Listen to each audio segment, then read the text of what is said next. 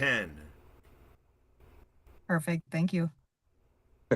5, 4, 3, 2, 1. Welcome to Ability MKE Now. My name is Sue Roskoff.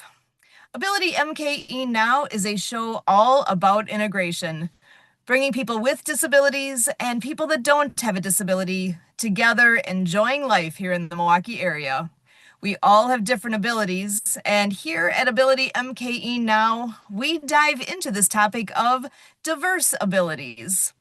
The concept of disability hits a wide range of possibilities. We could be talking about physical or mental disabilities, the deaf and hard of hearing community, blindness, chronic pain, mental health diagnosis, goals of substance use reduction, and the list goes on. We all have our own experience with disability, whether it's our own, with people we know, or with people we encounter in our daily lives. Here at Ability MKE Now, we break down the barriers and celebrate the ability in all of us. And joining us today as my co-host is Michael Martin Hummel. Michael is a writer, speaker, and podcaster who works to bridge the gap between disabled and able-bodied people. And I am so glad to see you today. How are you, Michael? I'm very good. Thank you for having me, and it's good to see you. Good to see you too. So glad that you are here. Wanted to just check and see, do you have any activities, any announcements, anything coming up that you want to make sure we all know about? Once a month, I do a speaking engagement for people with disabilities, and our next one is on the 26th of this month at noon Pacific time. So it's gonna happen.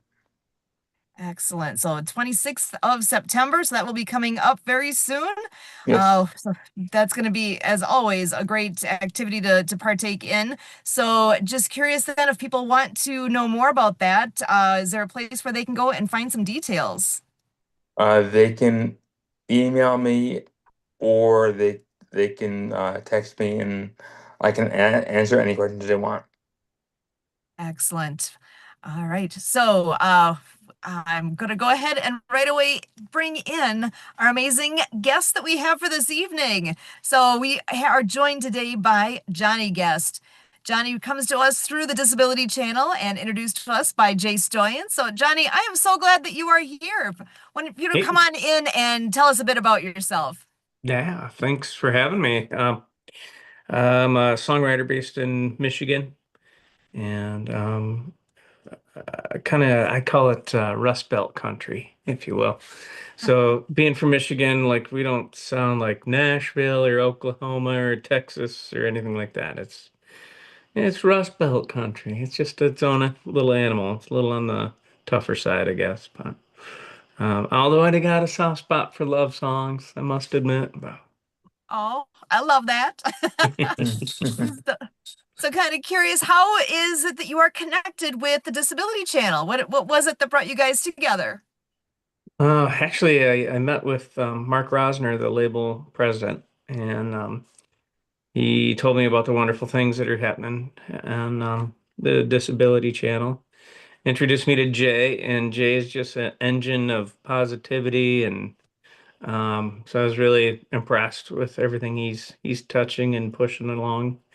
So yeah, I'd love to know more about it, really.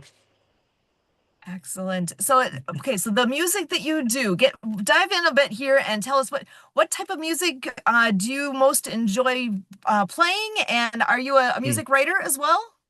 Oh yeah, yeah. I started writing songs when I was 6 years old, and just never could shake the habit. So it seems it's pretty common for me to have to pull over to the side of the road and email myself this idea I can't get out of my brain, and it kind of just takes over. And sometimes a song is just delivered in entirety. Just like, here you go. And like, what am I doing right now? I got, okay, where's the pen? Where's the pen? Oh my gosh, here, where's my phone? I'll email myself. So it's kind of a panicky situation at times. But so yeah, the on the creative side, I'm always writing and we're recording and releasing music pretty regularly and gets us in all kinds of musical trouble. And then as far as kind of music we play, it's we'll do country covers or maybe a little classic rock, but it's mostly country, you know. Excellent. So I personally, I feel that that is a pretty unique thing that you started with writing music back when you were 6 years old. You Mhm. already knew your calling at that young of an age. But tell me a bit more. Was there anyone in your family or in your friends, somebody near you that was into music as well, or was this something that truly is just a gift from the universe, your direction, or how did this all begin?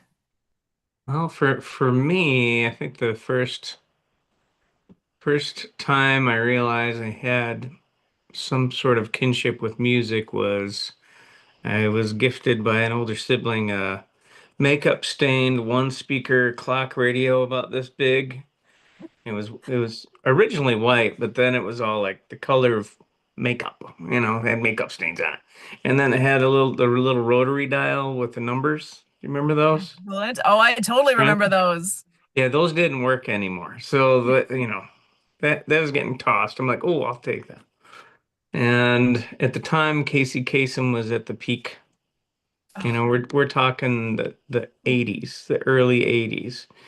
And man, it was so much good music. And Casey Kasem would fill you with all this knowledge of who produced it, who wrote it, how many weeks it was at number two or whatever, all kinds of things. So I was really enamored with music and songs and songwriting and everything that went along with it. So, at 6, I wrote this goofy little song and it just was so natural. It was like I'd been doing it all my life, even though I was only 6.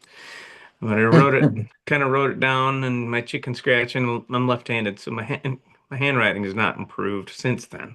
Just, in full disclosure, but wrote it down on my mom's legal pad. She had sitting there, big yellow thing, and I was watching jet ski racing on like ESPN or something. And being a Michigan kid, like it's frozen most of the year. And so seeing jet skis, I'm like, that's melted ice. They're riding on melted ice right there. And so it left an impact on me. And it's like, man, I'd love to do that. And it just kind of went from there. Just wrote a little song about racing jet skis. It was totally silly. But what it set me up for was like just a confidence, like, oh, I can do this, you know? mhm. And now and then ideas would just come in, and so I started filling up notebooks, and just every page, like both sides, just filling them up. So even now, like if I released a full length record, there'd be 80 songs that didn't make the cut, you know. Wow. Like there's a lot of stuff in there. Very very prolific, but I'd love to get to the point where I can release every one of them, you know. Have them be so good. I have to get them out. Anyway. I love it. So, Mhm. well, now when you produce music, are you a solo artist? Do you have a band that you often are playing with, or how does that look for you? I've done it every way you can. Right now, I'm releasing music under Johnny Guest because I got so tired, guys, of like, okay, I gotta kill this Facebook profile and make a whole new one, and then, I'm just like, I need 20 new friends over here. Guys, come please be my friend on Facebook. It's dumb. I don't like it. So I just did it under my name. I have a whole lot of folks that know me. I'm just doing it under my name. I do have a band, and I'm partnering with another singer, and we're kind of looking at it like Brooks and Dunn or something like that. We have two lead singers, and you kind of hand it back and forth, and that kind of thing. So, we're all over Michigan. We're gonna be in New York State quite a bit this next coming year. Ohio, Indiana, we're looking at all those markets right now. Excellent, Michael. Maybe Milwaukee. I just have I was just thinking that. one question. Sure. I'm curious as to when you write songs, I'm always curious to what comes first, the music or the lyrics. And when you're writing, is there a specific thing that you go for? Is like maybe stories or more personal? Yeah, that's a big question for me as an individual songwriter. I I'm inspired by a lot of different things. If we're at rehearsal and my drummer lays down a really cool beat, like he's practicing something he heard and he's just kind of working on it or something, I immediately hear a guitar part. And then, we kind of flesh that out into a structure and the music starts coming together and the bass line becomes obvious and everything is taking shape in real time. So in a matter of 2 minutes, we have like an entire song worth of music. Um, and so all these musical decisions happen super fast in that setting. When we go to put words to it, and if we do it in that order, we go to put words to it, then I struggle a little bit because I try to put myself into the mood of the music instead of writing music to the mood of the lyrics, because you can do it either way. And, Yeah. I think that's a pretty fun way to do it just because it gets me out of my comfort zone a little bit, you know. We did a song and we kind of wrote the music all in rehearsal. And the lyrics started coming. I'm like, okay, hang on, guys. I need something to write on. And it's it's called Short Trip to Crazy Town, and it's about the summer we had 8 teenagers under one roof. And Whew. it was, yeah, the song is it's a short trip to Crazy Town. I get in my truck and I get back out.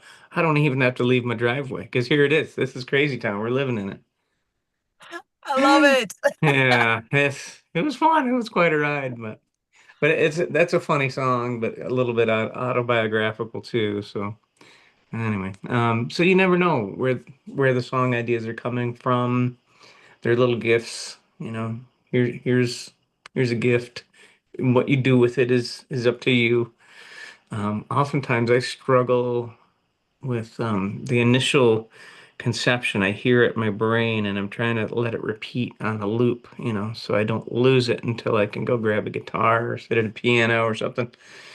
And I'm like, when I finally force what I'm hearing into reality, where it's actually moving air and there's all these physical rules that music has to follow, it's all changing from what I heard in my head. It's all different. It's like, I don't know, maybe, oh, here's an analogy. So take a block of cheese, okay?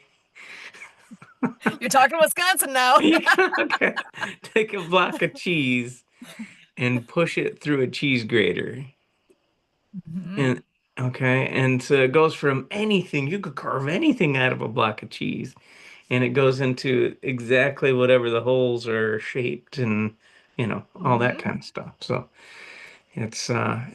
songwriting can be like that a lot of times, where you're just forcing something into reality. We have 12 notes and kind of well, in the genre that I write in most of the time, you have pretty acceptable structures, verse, chorus, and that kind of thing. So after a while, you have to push that and come up with interesting ideas to keep it hooky. We call them songwriting hooks that'll pull people back in.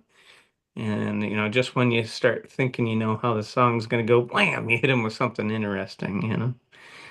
You try to anyway. I love it. Well, and I'm getting a little elbow here from Kurt. He's mentioned that you actually have a guitar handy where you are. Did you want to I do. play anything for us tonight? Any requests from the peanut gallery over there? My wife's sitting right over here. Oh, I'm so glad she's Any, joining us. any requests? How about your new one, Rubber Meets the Road? Oh, yeah, we could do that one. Okay. So she's saying Rubber Meets the Road, which is our latest single. Excellent. We got to record with um, the producer that discovered Luke Combs Nice. down in Nashville, and he is absolutely a drill sergeant. He's got 40 number ones globally to back him up, you know. So I'm like, okay, yeah, let's do that. Whatever he says. Yep. Yeah, yeah. If you say it wasn't good, then it wasn't good. I'm gonna go redo it now.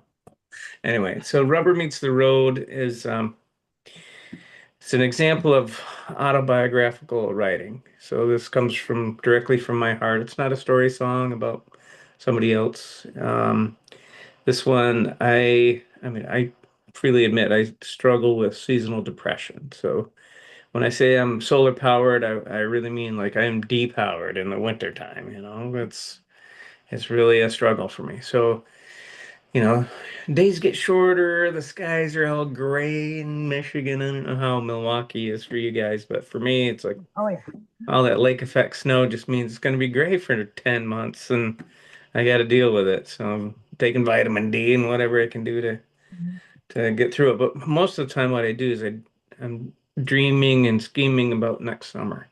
So I kind of cope by just making some cool plans. You know, ooh, you know, we're gonna get the motorcycles out and we're gonna go to Milwaukee for the Harley Davidson um, homecoming, which we did this past July, which was really super fun. We got to see Chris Stapleton perform.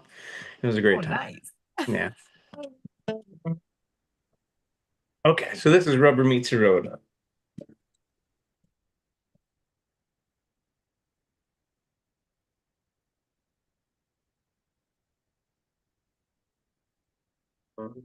Breathing out, breathing deep,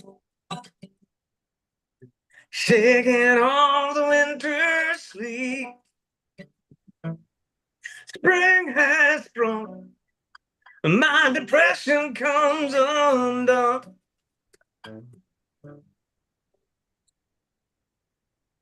I'm coming alive again, facing the sunshine again. Gonna raise the dust to it, God only knows. This is where the rubber meets the road. Drop my cares, cause I need them. Crack that throttle, feel the freedom. I'm traveling true in light, cause I said everything right. Always I did. And now it's time to find the end of that long white line. I'm coming alive again, facing the sunshine again. Gonna raise the dust to it, God only knows. This is where the rubber meets the road. And we gotta give him a little bridge right here. But you can sing along. It's pretty fun. I let the good times roll, roll me away. Let the good times roll, roll me away. Let the good times roll, roll me away, away, away, away. Insert drum fill here. I'm coming alive again, facing the sunshine again. Gonna raise the dust to it, God only knows. This is where the rubber meets the road. Don't tell me where we're gonna go. This is where the rubber meets the road. So there's one for you. Thank you for that. Thank you. Oh Yeah. my gosh, it's not often that we get live music in the Oh, house here. So thank yeah. you so much. That's amazing. Thank you for having me. It's super fun. Awesome. Yeah. Yeah, would love to see if someday you would be able to come on over to Summerfest. There's this little music festival that takes place in Milwaukee. I wonder Really? if that would be a place for you at some point in hopefully the near future. That'd be amazing. I'd love it. Yeah, we really had fun in Milwaukee. Uh, we traveled by motorcycle, so it's whatever we could carry, you know. And we were there for a long weekend and got to see the sights. Miriam did a woman's only ride that Harley sponsored and had just a blast, you know, zipping through town with a police escort. So they blew all the red lights, you know. Oh, Red that lights are makes it for other fun. people. Yeah, had a great time, met some awesome friends, and yeah, it was a really cool town. So yeah, we'll come back. You just That's throw the bait out there, and we'll come on over. amazing. Yeah, because at Summerfest, they have the world's largest music festival. Now it's multiple weekends in the summertime. I don't know the dates off the top of my head, but that is Mm, always massive. And the talent, oh my gosh, it's crazy how wonderful it yeah, is. And it's right on the lakefront there, so it's always beautiful. yeah, A little cooler there. Luckily, it's not too hot sure. usually, in the summertime there because you get that the being that close to the lake. Is it So, at Veterans Park? just south of there, actually. Okay. Very, very close to that.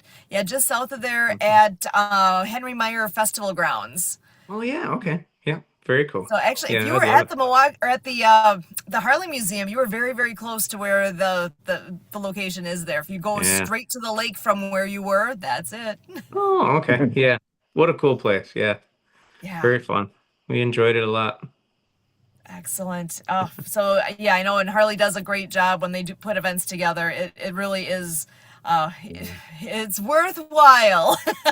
It So is, yeah. They do a nice job and I don't know, it's always quality, you know, and they had um they had a lot to do, you know, not just ride around and a lot of history of the city and then you get lost and so you see more of the city. It's pretty fun. You it is know, pretty awesome. that one bridge, I kept getting like, why am I on the south end of this bridge again? I Again, We got to turn around. Sorry. Happened like 3 times. I didn't know how I even got there. But, oh well. it was a beautiful view, and you had to go there. Right. And it was at night every time, I swear. Yeah. Anyway. Excellent, Michael. Over to you. I just had another question. I was curious, what is your goal with your music? What's the direction you want to go to? Like, what do you want to go from here? Um, so yeah, it's a big question for me because our my goal with performance is to connect with one person. And if that person becomes a friend, then I'm succeeding. With the business of music, I mean, it's the business of music, guys, is kind of gross, really. I mean, Yeah, yeah, I it's get it. uninspiring, but people are awesome, Mhm. and music is awesome. Music is this beautiful gift we've been given, I and used so to, I yeah, go used ahead. to, I used to review like local concerts, albums, EPs, plays, musicals. I had a Very cool. online arts and culture magazine like in Oh, 2013 and 18 okay. in Vegas. So yeah, I know how much the business music side of things can suck. Yeah. Yeah. Well, the connection though that music allows, the thing about music is it disarms folks.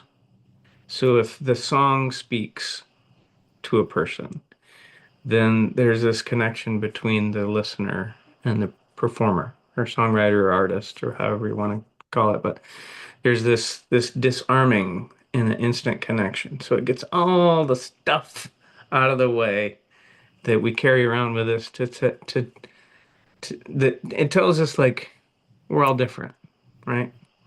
And we can't be similar. That's that's where we are as a culture right now. We can't be similar. We can't agree on things. And a great song, it doesn't all the other stuff doesn't matter. It just kind of falls away. And like when you love a song and you're like, that's my song. But you have no idea who, anything about that. But all of a sudden there's this connection. So my goal is to connect through music with folks. And I love lifting people up and finding some positivity. Sometimes it comes through a sad song, believe it or not. There's sad songs that keep a sad person from feeling alone, and that's a beautiful thing. A real good friend of mine, all he writes are sad songs, man, and they're beautiful, beautifully sad. And I can't even touch that. I mean, like, I'm just a goofball. I want to write funny stuff and things about life and you know that kind of thing. Anyway, It takes all the different flavors of music, right? yeah. Because what speaks to me today, tomorrow might be something a little different that's speaking to me because of where hmm I'm at in my journey. And I hmm love that that's your attitude about the music that you're creating is creating a connection. And you're right. Certain songs will take you back in time to a place you were 20 years ago that you heard on a specific day, and all of a sudden you're there. Yeah. Music is amazing that it can do that to us, but it, hmm it does. We've all experienced it. Sure. And such a power in that. hmm Absolutely. Yeah. So I gotta love it for that, and really that makes it worthwhile for me. As a songwriter, um, in today's age, it's difficult to be monetarily successful. You know, so I just changed my goals. It's if writing songs doesn't pay, fine, let it not pay. It's okay. I'll make money other ways. But to be successful, art should connect with people, you know. I mean, we have art museums all over the place, right? With paintings and sculptures and things that people obsessed over to create, like lifelong obsessions, passionate obsessions, ignoring probably responsibilities they should have paid attention to, right? Right. But they couldn't put it down. They had to create these things. Uh, and there was a story mixed in there somehow, and they were trying to convey it as only a human could, for better, for worse, right? And so, as consumers of art, we go to these museums, and that it's still beautiful, I think. Beautiful thing to go to an art museum and just dwell, just uptake, be inspired, just rejuvenate a little bit. I don't get to do it very often, but I really enjoy it on occasion. So the goofy thing about music now is it's everywhere for free, and so nothing special. Very few things are special anymore, and that's kind of sad. Um, so Until you find that mhm, special song though, and that connecting piece, like we're sure, saying, that right. that that's what makes hmm it be that. And hmm before we are out of time here, really quickly, if people want to connect somehow, to be able to follow or know more about when you're playing, is there a place to go to look that up? well, I don't do a great job of it, but I do have a website, and it's johnnyguessmusic.com. And JohnnyGuestMusic.com. yeah, so And yeah, beautiful. Thank you so much for spending some time with us tonight here with Ability absolutely. MKE Now. As always, we thank you. Thank you so much. Have a good day.